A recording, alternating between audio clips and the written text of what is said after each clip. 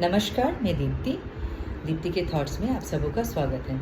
चलिए आज बात करते हैं फ्रीडम वर्सेस फ्रीडम के बारे में। ठीक है, आजकल के बच्चे सोचते हैं ना कि जनरेशन गैप, कोई जनरेशन गैप नहीं है। आप उन्हें भी फ्रीडम दो और ख़ुद भी फ्रीडम में रहो। चलिए बताते हैं कैसे। अगर आज के बच्चे रिस्पॉन्सिबल हो जाए ना, अपने हर काम, कॉलेज के काम, कुछ भी काम अगर खुद से टैकल करने लगे और पेरेंट्स को स्ट्रेस ना दे, तो वो भी फ्रीडम में ही रहेंगे ना। क्योंकि हम उन्हें पहले हमारे टाइम में क्या था कि हमें किसी चीज़ के लिए अगर मना कर दिया जाता था तो हम उस चीज़ की छानबीन ही नहीं करते थे कि क्यों मना किया गया। बस हम उन चीज़ों को छोड़ ही देते थे। पता ही नहीं चलता था कि क्या चीज़ ख़राब थी, करना था नहीं था। लेकिन हम अपने बच्चों को पंख देते हैं, ठीक है। और पंख इसलिए देते हैं कि पंख का मतलब ये उड़ना, तो उड़ो ना भाई, लेकिन जगह देख के उड़ो ना, कहीं पे भी उड़ने लगोगे ये तो नहीं बात है ना। तो अगर जब वो खुद के रिस्पॉन्सिबल हो जाएंगे, चीज़ों को टैकल करना सीख जाएंगे, तो फिर वो उड़ेंगे भी ना सही ढंग से, तो हम भी फ्रीडम में रहेंगे। क्योंकि बच्चे हर छोटी छोटी चीज़ों में अगर हमें स्ट्रेस देंगे कि ये नहीं कर पाए मम्मा, वो नहीं कर पाए, तो हम कहाँ फ्री रहेंगे। हम तो उन्हीं के लफड़ों में हमेशा ही बिजी रहेंगे।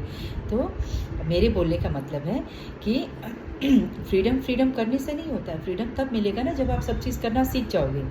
और लोग जो ये कहते हैं ना कि बच्चे बुढ़ापे का सहारा बनेंगे, बिल्कुल नहीं। बुढ़ापे का क्या सहारा बनेंगे जब पूरी ज़िंदगी वो अपनी कोई काम को करना ही नहीं सीख पाएंगे, तो वो क्या सहारा बनेंगे।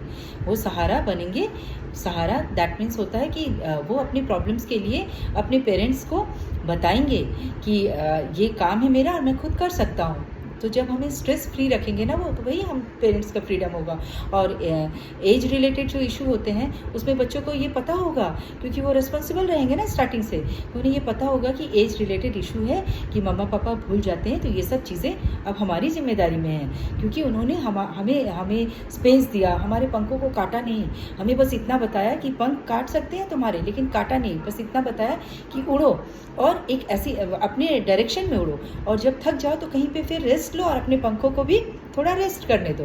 बस इतनी सी चीज़ समझनी है, कोई जनरेशन गैप नहीं है। और अगर ये चीज़ वो समझ जाएंगे तो फ्रीडम वर्सेस फ्रीडम वाली बात आ गई ना।